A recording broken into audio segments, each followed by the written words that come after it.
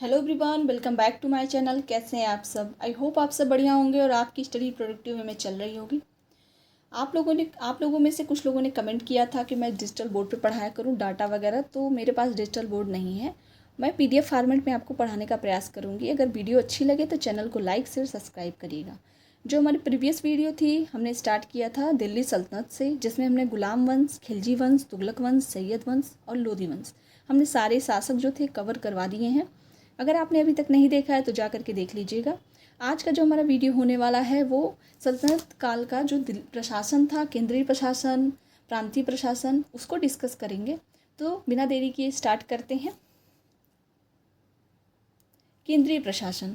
बर्नी के अनुसार सल्तनत के प्रशासन में 4 प्रमुख मंत्री थे, जो सल्तनत के प्रशासन का आधार स्तंभ थे, जिनके ऊपर सल्तनत का संपूर्ण प्रशासनिक ढांचा जो था वो टिका हुआ था। उसमें कौन कौन से चारों थे? पहला था दीवाने विजारत, जिसके अंतर्गत वजीर आता था।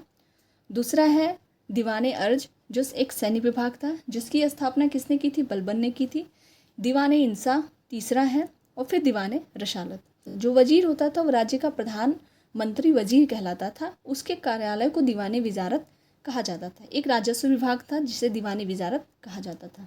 इसके अधीन क्या क्या था और आगे देखते हैं। इसके अधीन दीवाने इसराफ एक लेखा परीक्षा विभाग था। एक दीवाने विजारत जो कि बताया आपने राजस्व विभाग था। एक दीवाने इमारत जो कि लोक निर्माण, नाम से ही स्पष्ट हो रहा है कि ये एक लोक निर्माण विभाग था। दीवाने अमीरे कोही, इसकी बात करते हैं। दीवाने अमीरे कोही, दीवाने अमीरे कोही जो था वो एक कृषि विभाग था, और इसकी स्थापना, इसको स्थापित किसने किया था सर्वप्रथम? तो मोहम्मद बिन तुगलक ने स्थापित किया था। ऐसे बहुत सारे विभाग थे जो दीवाने विजारत के अंतर्गत आते थे। आगे देखते हैं वजीर के बारे में। तो प्रांत के सभी सूबेदार अपने खातों का जो परीक्षण करवाते थे वो वजीर से करवाते थे। विभिन्न पदाधिकारियों की जो नियुक्ति का अधिकार था वो किसके पास था? वजीर के पास था। तुगलक काल मुस्लिम भारतीय वजीरात का स्वर्ण काल माना जाता है। ऐसा क्यों? क्योंकि फिरोज शाह तुगलक ने वजीर को बहुत सारे अधिकार दिए हुए थे। वहीं गयासुद्दीन तुगलक को भी देखते हैं, जो वजीरों को बहुत सारे अधिकार उनको देता है। आगे देखते हैं सल्तनत काल के प्रमुख विभाग और उनके कार्य क्या क्या थे। हमने ऊपर देखा दीवाने वजीरात जो था, विजारत जो था वह वजीर के अंतर्गत आता था, वजीर विभाग था, और मुख्य कार्य इसका क्या था? वित्त संबंधी कार्य, परंतु लोक प्रशासन के प्रत्येक विभाग पर नियंत्रण रखता था। हमने आगे देखा। उसके बाद आता था एक विभाग है दीवाने आरिज, जिसे दीवाने अर्ज भी कहा जाता था। इसकी स्थापना किसने की थी? तो इसकी स्थापना की थी बलबन ने। ये एक सैन्य विभाग था। दीवाने अर्ज जो था वो एक प्रकार का सैन्य विभाग होता था। इसका कार्य क्या क्या था? सैनिकों की भर्ती करना, सैनिकों की भर्ती, सैनिक अभियानों का आयोजन करना, सैनिकों को वेतन निर्धारण तथा सैन्य निरीक्षण करना था। दीवाने अर्ज जो है वो एक सैन्य विभाग है। इसकी स्थापना बलबन ने की थी। इसका कार्य क्या क्या था वो हम देख लेते हैं। सैनिकों की भर्ती करना, सैनिक अभियानों का आयोजन करना, जैसे युद्ध आदि पे जा रहे हैं तो अभियान जो जाते थे उनका आयोजन कौन करता था? दीवाने अर्ज करता था। सैनिकों का वेतन निर्धारण करना तथा सैन्य निरीक्षण देना। नेक्स्ट जो हमारा विभाग होने वाला ये अपने आप में इंपॉर्टेंट है, दीवाने रिसालत। दीवाने रिसालत से दीवाने असरफ भी कहा जाता था। ये किस प्रकार का विभाग था? ये एक विदेश विभाग था। ये एक विदेश विभाग था। ये कार्य क्या था इसका? विदेशी संपर्क एवं कार्य। कुछ विद्वानों के अनुसार ये एक धार्मिक विभाग भी माना जाता था। इस पर सस्पेंस है, अभी इसमें क्लियरेंस नहीं है कि ये किस प्रकार का विभाग था। मेनली इसको विदेश विभाग माना जाता है। नेक्स्ट है दीवाने इंसा। दीवाने इंसा किस प्रकार का विभाग था? तो ये एक पत्राचार विभाग था। ये इंपॉर्टेंट है और ये प्रीवियस ईयर में बहुत बार क्वेश्चन पूछा जा चुका है। इसका कार्य क्या था? इसके कार्य से ही क्वेश्चन पूछा गया था। शाही घोषणाओं एवं पत्रों के मशविदे तैयार करना किसका कार्य था? दीवाने इंसा का। शासकीय घोषणाओं को जारी करना, प्रांतीय गवर्नरों एवं अधिकारियों को पत्र भेजना, ये किसका कार्य है? दीवाने इंसा का था। इसको नोट डाउन कर लीजिएगा, क्योंकि ये क्वेश्चन यूजीसी नेट जून में पूछा जा चुका है और जून 2026 में जो पेपर आने वाला उसके लिए इंपॉर्टेंट है। मिलान फॉर्मेट में क्वेश्चन पूछ सकता है कि दीवाने इंसा का क्या कार्य क्या होता था। मेनली सेंटेंस यही आता है कि शाही घोषणाओं एवं पत्रों के मशविदे तैयार करना, शाही घोषणाओं को जारी करना, प्रांतीय गवर्नरों एवं अधिकारियों को पत्र भेजना, है किसके कार्य थे? दीवाने इंसा के थे। नेक्स्ट देखते हैं दीवाने अमीर ए कोही। ये एक कृषि विभाग था जिसकी स्थापना मोहम्मद बिन तुगलक ने की थी। नेक्स्ट इसके कार्य के बारे में देखते हैं। इसका कार्य क्या था? कृषि के तहत भूमि का विस्तार करना, मालगुजारी व्यवस्था को सुदृढ़ करना। कृषि के तहत जो भूमि का विस्तार करना और मालगुजारी व्यवस्था को सुदृढ़ करना इसका मुख्य कार्य था। अब नेक्स्ट देखते हैं दीवाने मुस्तक राज। दीवाने मुस्तक राज जो है ये एक राजस्व विभाग था और इसकी स्थापना किसने की थी? अलाउद्दीन खिलजी ने की थी। क्यों की थी? बकाया करों की वसूली करने के लिए, राजस्व एकत्र करने वाले अधिकारियों का हिसाब करने के लिए। ये प्रीवियस ईयर में आया हुआ क्वेश्चन है। दीवाने मुस्तक राज का कार्य क्या था? बकाया करों की वसूली करना, राजस्व एकत्र करने वाले अधिकारियों का हिसाब करना, 2 कार्य थे। नेक्स्ट देखते हैं दीवाने खैरात। इसकी स्थापना फिरोज तुगलक ने की थी, फिरोज शाह तुगलक ने। ये किस प्रकार का विभाग था? ये एक दान विभाग था। गरीब मुस्लिम कन्याओं का विवाह करना, इसका कार्य क्या था? विधवाओं तथा अनाथों की मदद करना। दीवाने खैरात जो था इसकी स्थापना फिरोज शाह तुगलक ने की थी। ये एक प्रकार का दान विभाग होता था जिसमें गरीब मुस्लिम कन्याओं का विवाह करना और विधवाओं तथा अनाथों की मदद करना इस विभाग का मेन कार्य होता था। नेक्स्ट है दीवाने इस्तिहाक। दीवाने इस्तिहाक जो था एक पेंशन विभाग था। इसकी स्थापना गयासुद्दीन तुगलक ने की थी। ये भी इंपॉर्टेंट है और प्रीवियस ईयर में पूछा जा चुका है। इसकी स्थापना किसने की थी? गयासुद्दीन तुगलक ने की थी। इसमें कार्य क्या था इसके? अवकाश प्राप्त कर्मचारी जो होते थे उनको वजीफा देना, सैन्य अभियानों में मृत सैनिकों के आश्रितों को मदद देना। अगर सैन्य अभियान में कोई सैनिक मर जाता था तो उन पे जो डिपेंड होता था फैमिली, उसको मदद देने का कार्य कौन करता था? दीवाने इस्तिहाक। इसकी स्थापना किसने की थी? गयासुद्दीन तुगलक के द्वारा इसकी स्थापना की गई थी। नेक्स्ट देखते हैं दीवाने बंदगान। अगेन इसकी स्थापना फिरोज शाह तुगलक ने की थी। ये एक दास विभाग होता था। इसमें क्या था? इसके कार्य ये होते थे कि दासों की संख्या में वृद्धि करना तथा उनकी समस्याओं का समाधान करना। दीवाने बंदगान जो था एक दास विभाग था। इसकी स्थापना फिरोज शाह तुगलक ने की थी और इसका कार्य क्या था? दासों की संख्या में वृद्धि करना और उनकी समस्याओं का समाधान करना। नेक्स्ट जो है दीवाने वकूफ़। दीवाने वकूफ़ क्या था? एक व्यय विभाग था। इसकी स्थापना जलालुद्दीन खिलजी ने की थी। कार्य क्या था? व्यय के कागजात की देखभाल करना। दीवाने वकूफ़। ये क्वेश्चन पूछा नहीं गया है पर आप नोट डाउन कर लीजिएगा। इसमें जितने भी विभाग दिए हुए हैं वो अपने आप में इम्पॉर्टेंट है। नेक्स्ट है दीवाने कज़ा ममालिक। दीवाने कज़ा ममालिक ये एक न्याय विभाग होता था। जैसा कि नाम से स्पष्ट हो रहा है ये एक न्याय विभाग होता था। नेक्स्ट है नायब ममलिकात। नायब ममलिकात जो था इसकी स्थापना बहराम शाह के समय हुई थी और ये सत्ता का केंद्र बिंदु था। नायब ममलिकात। नायब ममलिकात जो था इसने एक पद बनाया था और सबसे पहले इस पे किसको स्थापित किया था? एतगिन। एतगिन को पहले ये पद दिया था। राजस्व कर की बात करते हैं। जो सल्तनत काल में राजस्व कर व्यवस्था कैसी थी उसको डिस्कस करते हैं। तो सल्तनत काल में 5 प्रकार के कर थे। पहला था उश्र, दूसरा था खराज, तीसरा था जजिया और चौथा था खुम्स और 5वां कौन सा था? जकात। तो चलिए स्टार्ट करते हैं, एक एक करके देखते हैं। उश्र जो होता था मुसलमानों से लिया जाने वाला भूमि कर था। 5% और 10% लिया जाता था। ये क्वेश्चन पूछा जा चुका है, नोट डाउन करिएगा। उश्र जो था वो मुसलमानों से लिया जाता था। ये मुसलमानों के अंतर्गत जो ज़मीनें आती थी, ज़मीनें होती थी, उन पे लगाया जाता था उश्र। ये भूमि कर का जो था वो 5% और 10% तक लिया जाता था। खराज जो था वो गैर मुसलमानों पर भूमि कर था। गैर मुसलमान जैसे हिंदू हुए उनके भूमि पे कौन सा कर लगाया जाता था? खराज लगाया जाता था। ये कितना होता था? 1/3 से 1/2 तक ये टैक्स लिया जाता था। उश्र और खराज। उश्र जो है मुसलमानों की भूमि कर था और जो खराज है वो गैर मुसलमानों का भूमि कर था। नेक्स्ट देखते हैं खुम्स।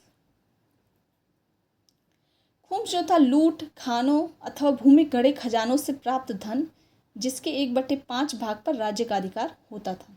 से जो 4/5 भाग होता था सैनिकों का अधिकार होता था। फिरोज शाह तुगलक को छोड़कर से सभी ने 4/5 भाग अपने लिए रखते थे। मतलब ये है कि जो खुम्स है ये लूट में जो धन प्राप्त हो रहा है, खानों से जो धन प्राप्त हुआ है या भूमि गढ़ा कोई खजाना किसी को मिल जाता था तो 1/5 भाग क्या होता था, राज्य का अधिकार होता था, और 4/5 भाग पर सैनिकों का अधिकार होता था।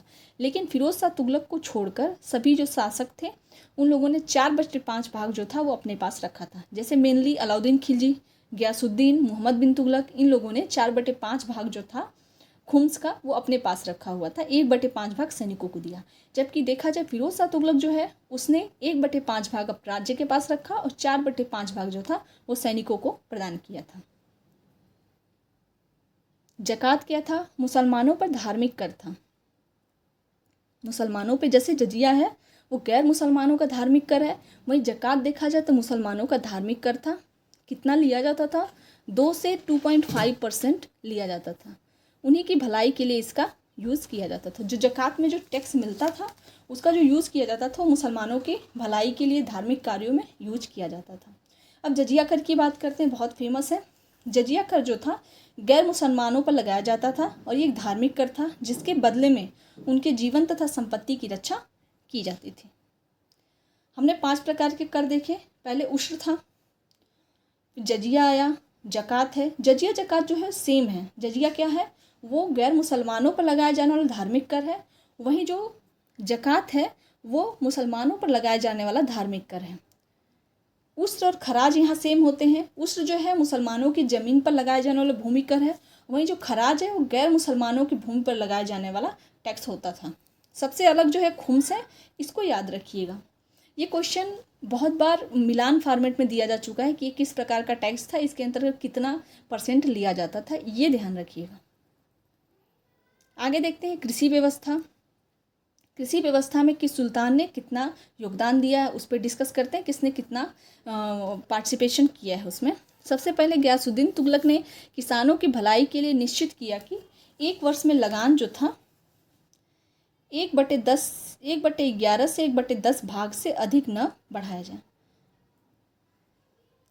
गयासुद्दीन तुगलक ने किसानों की भलाई के लिए निश्चित किया था कि लगान की दर जो है वो निश्चित कर दिया था। कितना किया था, 1/11 से 1/10। गयासुद्दीन तुगलक पहला सुल्तान था जिसने सिंचाई के लिए नहरें खुदवाई थी। हमने पिछले वीडियो में देखा था कि गयासुद्दीन तुगलक जो है वो तुगलक वंश का नहीं, पूरे सल्तनत काल का पहला सुल्तान है जिसने सिंचाई के लिए नहरें खुदवाई थी।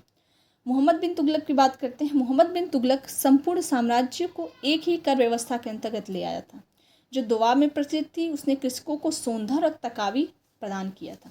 ये इंपॉर्टेंट है, ये सोंधर ऋण जो है ये इंपॉर्टेंट है। इससे अभी PYQ पूछा जा चुका है, प्रीवियस ईयर में UGC नेट JRF में पूछा गया था। सोंधर क्या था, तकावी जो था एक कृषि ऋण था, सोंधर भी एक कृषि ऋण था। मोहम्मद बिन तुगलक ने अमीर कोही की स्थापना की थी। पहले मैंने बताया वो एक कृषि विभाग होता था जो किसानों की मदद करता था। मोहम्मद बिन तुगलक ने संपूर्ण राज्य की आय व्यय का लेखा तैयार करवाया तथा 3 वर्ष के लिए एक अन्वेषण कृषि फार्म खोला था। ये ध्यान रखिएगा, ये इंपॉर्टेंट है। नेक्स्ट है फिरोज शाह तुगलक। फिरोज शाह तुगलक ने तकावी को माफ़ कर दिया तथा बहुत से कृषि करों को समाप्त किया। उसने चराई घराई कर भी समाप्त कर दिया था। अब देखते हैं मोहम्मद बिन तुगलक के बाद फिरोज शाह तुगलक शासन करता है। मोहम्मद बिन तुगलक ने सोंधर और तकावी बड़ी संख्या में किसानों को दिया था और जब फिरोज शाह गद्दी बैठता है दिल्ली की गद्दी पे तो उसने उन तकावी ऋणों को माफ़ कर दिया, ठीक है। और उसने आगे चल करके चराई घराई जो कर भी था उसको भी समाप्त कर दिया था। नेक्स्ट है फिरोज तुगलक के काल में जजिया भूमि कर से अलग कर के रूप में वसूल किया जाने लगा। उसने सिंचाई कर भी लगाया था। ये इंपॉर्टेंट है कि फिरोज शाह तुगलक पहला शासक है जिसने सिंचाई कर लगाया था। उसको क्या कहा जाता था, हके सर्व कहा जाता था। सिंचाई कर को क्या कहा जाता था, हके सर्व कहा जाता था। ये प्रीवियस ईयर में क्वेश्चन पूछा जा चुका है। जो सिंचित भूमि के उत्पादन का 10वां भाग होता था, ठीक है। उसने बहुत से फलों के बाग 1200 बाग लगवाए थे और बहुत सी नहरें खुदवाई थी। उनमें इंपॉर्टेंट थी उलूग खानी। उलूग खानी क्या था, ऐसे करके सेंटेंस पूछा गया है कि राजशाही और उलूग खानी क्या थी, तो ये नहरें थी जिनकी स्थापना किसने की थी, फिरोज शाह तुगलक ने इनको स्थापित किया था। आगे देखते हैं सिकंदर लोदी। सिकंदर लोदी ने बहुत से आबाद समाप्त कर दिए एवं भूमि की पैमाइश के लिए गजे सिकंदरी को स्टार्ट किया था। ये ध्यान रखना है कि इम्पॉर्टेंट इसमें यही है, गजे सिकंदरी। गजे सिकंदरी इसने भूमि की पैमाइश करवाई थी और ये गजे सिकंदरी जो थी अकबर के शासन के 31 वर्षों तक चलती रही। 31 वर्षों के बाद अकबर ने गजे इलाही स्टार्ट किया था। गजे सिकंदरी जो थी वो हमने बताया था आपको 39 अंगुल की होती थी और गजे इलाही जो है 41 अंगुल की होती थी। ये सेंटेंस दे करके क्वेश्चन पूछा जा चुका है। 39 अंगुल जो देखा जाए तो गजे सिकंदरी थी और 41 देखा जाए तो हमारी गजे इलाही थी। तो ये इंपॉर्टेंट हो गया सिकंदर लोदी। अब सल्तनत काल में जो तकनीकी और आर्थिक विकास हुए थे उनको डिस्कस कर लेते हैं। यहाँ से भी 1-2 बार क्वेश्चन पूछा जा चुका है। रहट का विस्तृत लिखित विवरण जो 16वीं शताब्दी के बाबरनामा में बाबर में मिलता है। बाबर द्वारा लिखी गई बाबरनामा जो कि तुर्की लैंग्वेज में लिखी गई है। तो पहली बार जो है रहट जो थी एक सिंचाई व्यवस्था है, आप जानते होंगे। पहली बार कब मिलता है तो 16वीं शताब्दी में बाबरनामा में मिलता है। ये इंपॉर्टेंट है, ये प्रीवियस ईयर में डिट्टो क्वेश्चन पूछा जा चुका है। मलिक मोहम्मद जायसी ने भी अवध में रहट के प्रयोग का उल्लेख किया है। मलिक मोहम्मद जायसी की रचना का क्या नाम है, आप लोग कमेंट बॉक्स में कमेंट करिएगा। मलिक मोहम्मद जायसी ने उसकी रचना जो की थी, जो उनकी बुक है पद्मावत, उसकी रचना शेरशाह सूरी के टाइम पे की थी, 15वीं से 16वीं शताब्दी। इस उपकरण जो था रहट जो था, इसका जन्म प्रसार मूलतः भारत के बाहर पश्चिम में हुआ था, जो रहट था। आगे देखते हैं। वस्त्र उद्योग के क्षेत्र में चरखे का यांत्रिक उपकरण के रूप में बहुत महत्व था। भारत में चरखे का पहला लिखित जो साक्ष्य मिलता है इशामी की फुतुह उस सलातीन में मिलता है। ये वेरी इंपॉर्टेंट है, ये भी क्वेश्चन प्रीवियस ईयर में पूछा जा चुका है। चरखे का पहला लिखित उल्लेख भारत में किस बुक में मिलता है तो इसामी की बुक है फुतुह उस सलातीन, उसमें मिलता है। भारत में चरखे के वास्तविक प्रादुर्भाव का जो टाइम है वो 12वीं से 14वीं शताब्दी है। रेशम के कीड़े पालने की प्रथा दिल्ली सल्तनत में प्रचलित हुई थी। जब दिल्ली सल्तनत शासन चल रहा था उस टाइम रेशम के जो कीड़े पालने की प्रथा स्टार्ट हुई थी। पूरे मध्यकाल की तुलना में इस काल में सिक्कों की संख्या में भारी वृद्धि हुई थी। इस काल के कुछ तकनीकी आविष्कारों में एक आविष्कार जो था वो कागज के निर्माण का था। 13वीं शताब्दी में यहाँ मुस्लिम लोग कागज का इस्तेमाल करने लगे थे। अमीर खुसरो ने 13वीं शताब्दी के अंत में इसका उल्लेख किया है। इस काल का जो सल्तनत काल है, प्रमुख आविष्कार क्या था? फिरोज शाह तुगलक द्वारा समय सूचक उपकरणों का प्रयोग। तो यही हम अपने वीडियो को एंड करते हैं। आई होप आपको वीडियो अच्छी लगी होगी। Thank you so much.